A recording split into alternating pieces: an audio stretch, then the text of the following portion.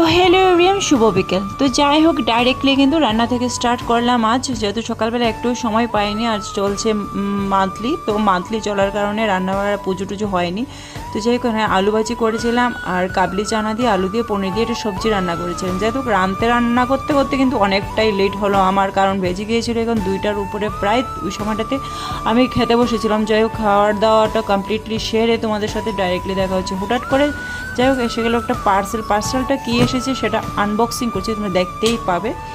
যেহেতু আমার বেসিনের জায়গাটা একটু ছোট স্পেস, তার জন্য কিন্তু এটা আমার আনা। তো সেটা থেকে জল না পুরো ঘরে ঝরে পড়ে যায়, টেবিলের উপর রাখা মানে অনেকটাই ছোট, যেহেতু রান্নাঘরটাও খুব ছোট তার জন্য। তো এইটা হলো ট্রে।